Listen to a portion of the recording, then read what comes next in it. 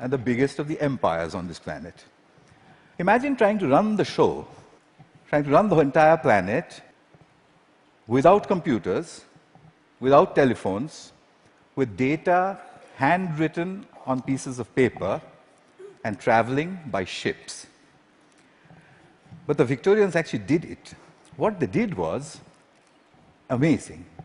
They created a global computer made up of people. It's still with us today. It's called the bureaucratic administrative machine. In order to have that machine running, you need lots and lots of people.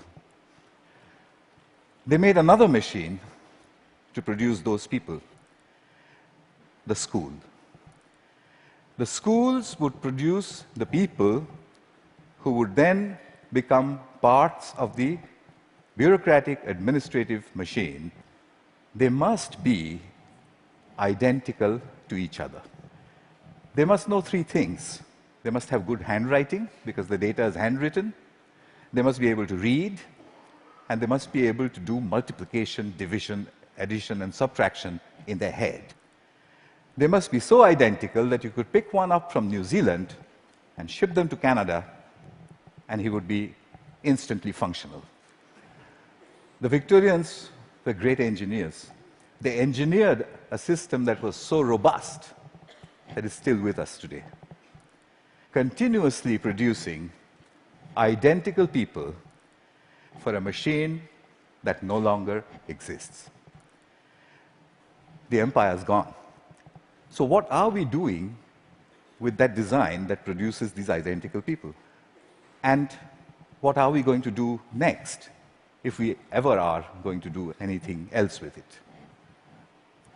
So that's a pretty strong comment there. I said schools as we know them now, they're obsolete. I'm not saying they're broken.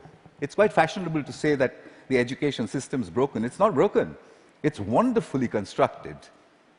It's just that we don't need it anymore.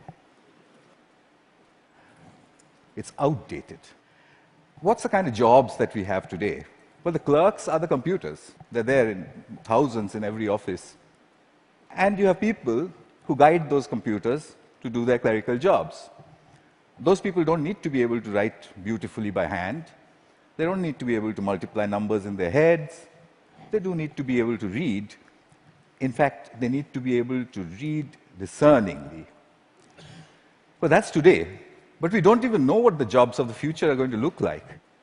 We know that people will work from wherever they want, whenever they want, in whatever way they want. How is present-day schooling going to prepare them for that world? Well, I bumped into this whole thing completely by accident. I used to teach people how